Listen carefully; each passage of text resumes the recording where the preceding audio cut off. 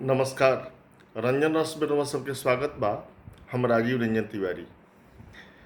सवेरे सवेरे सूचना मिलल ह महाराष्ट्र के औरंगाबाद से कि वहाँ ट्रेन से कट के करीब 18-20 गो मजदूर लोग मर गइल बा। सवेरे सवेरे बड़ा तकलीफ भइल सुन के। अब देखी, एगो तो ई चाइनीज किरौना आइल बा। किरौना माने हुए कोरोना। दूसरे ई तरह तरह के कुल हादसा हो जाता ई सब। ये ठीक नहीं लागत।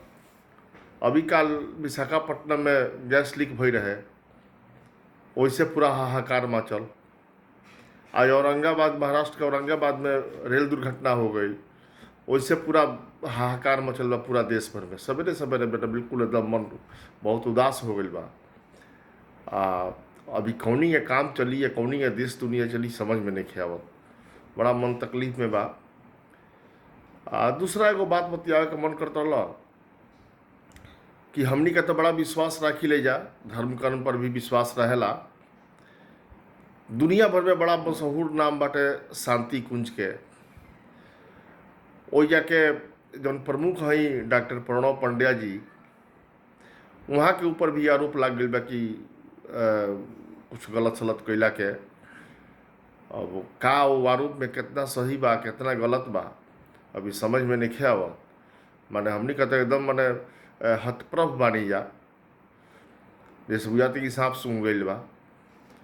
कारण कि इतना ही सबके नाम बा बाबा सबके। अभी बाबा सब मान लीजिए टाइप के यदि मुकदमा दर्ज हो गइल बा, अभी में मान लीजिए सच्चाई कुछ आवता सामने, तो कितना तकलीफ हुई। दुनिया भर में ये सबके अनुयायी लोग फैलल बा। उन लोग के मन मस्तिष्क पर का मतलब गुजरत हुई, ये बड़ा ये सोचे वाली बात बा। वैसे उम्मीद तब नहीं है कि प्रणव पंड्या जी ये टाइप के कोनो गलत हरकत कैले होखे, लेकिन तब वो अब मुकदमा दर्ज भइल बाटे तो कहीं ना कहीं कोनो बात हुई। अब का बात बा अभी तो जांच पड़ताल के बादे पता चली, लेकिन फिलहाल ये खबर सुन के मन में बड़ा तकलीफ हो गई बा। अभी फिलहाल हम इतने बतावे खातिर सोचनी है कि बता दी रहा सबके कि बहुत अच्छा नहीं लगत। हम चाहब कि हमार वीडियो देखत रही सबे, लाइक शेयर और सब्सक्राइब करी सबे।